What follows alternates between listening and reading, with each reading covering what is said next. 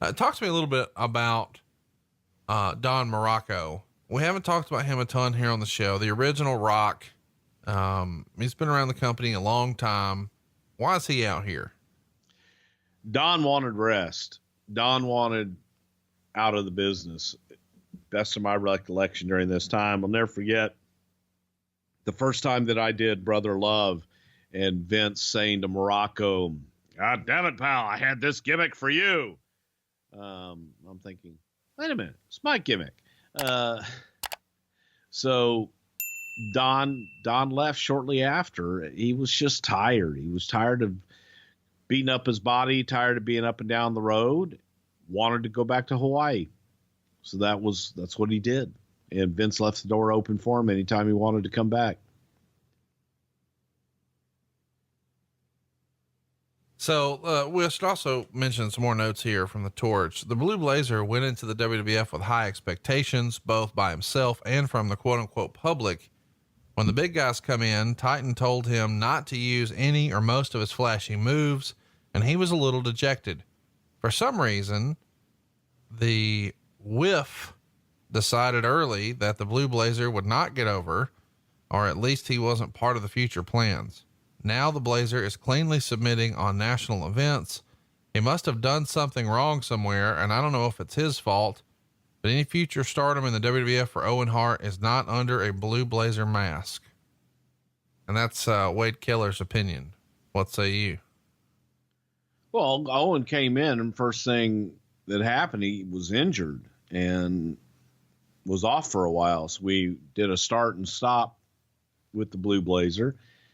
That it really just wasn't getting over. There was a hesitation in his step. And I think that when the mask was put on Owen Hart, you took away, I don't know, the young Owen Hart at that time that everybody was raving about was this young kid that was stealing the show in Germany and Japan, and people, there was just something about him. You wanted to help him. You put the mask on him, and all of a sudden, I think it took away his personality. That's my opinion. But he got hurt and was working about a half step behind. That didn't help things either. So we wanted him to take some time, go away, and come back as Owen Hart. He got hurt on this pay-per-view too. He took a leapfrog spot here against Valentine, and Yep. Valentine's head hits Owen in the testicles. And the next morning, one of them is swollen up to the size of a softball. He's going to be out a month with, elephantitis of the balls here. Surely you guys aren't mad at that. I mean, obviously, you know, nobody wants to get the rep of being injury prone, but when a dude's nut is the size of a softball, hey, go take care of that. Exactly. And he certainly couldn't work, and it wasn't his fault. It was just a freak accident that took place in the middle of the match. So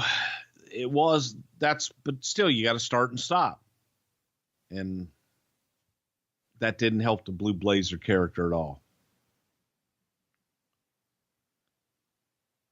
Plus, I just was never a big fan of the Blue Blazer. I just thought Owen Hart had more cachet, and Vince didn't want to bring him in as a Hart because he already had the Hart Foundation. I do want to mention, earlier in this match, you know, when we had Arn and Tully in here, this is their Titan pay-per-view debut.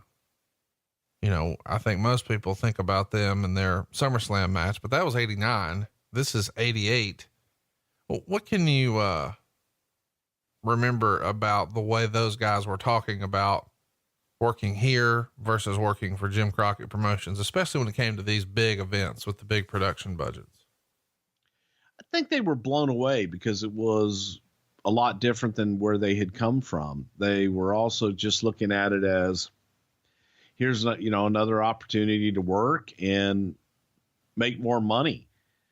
The end of the day, all the shit happened and they left, but it was at this time, this was their opportunity to come in and make a splash, make some money.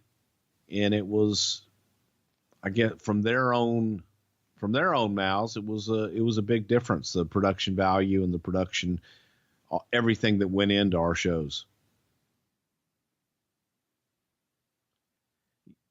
You got to remember back in the day for Crockett or Bill Watts or anybody like that to have catering and have anything for you when you spend all day at a building, that shit was unheard of.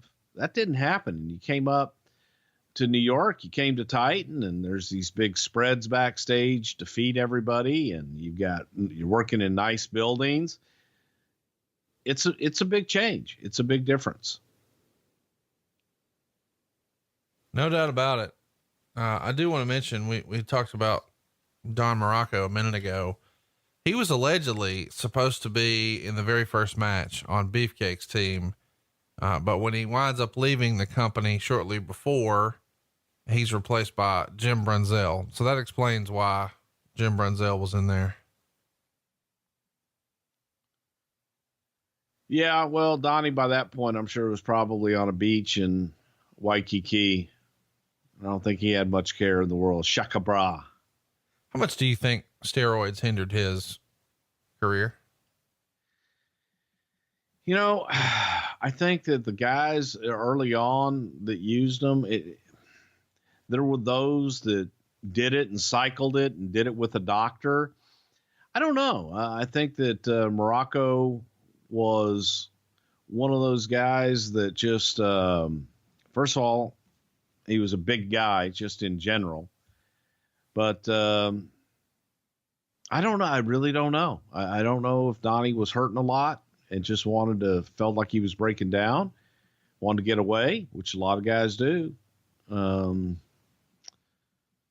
have to ask him on that one.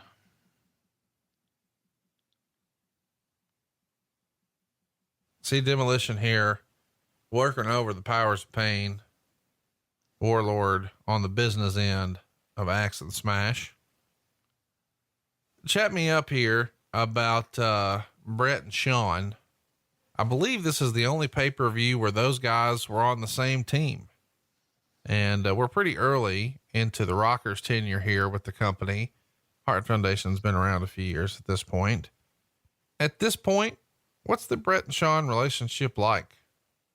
As far as I know, they're friends. They're hanging out together in the bars and having drinks together and things like that. I don't know if they're traveling together to that extent, but they were friendly. There was no heat or anything that would draw attention that people might say, oh my God, there's something there. It was nothing. There were just two guys in their spot in the car doing what they got to do.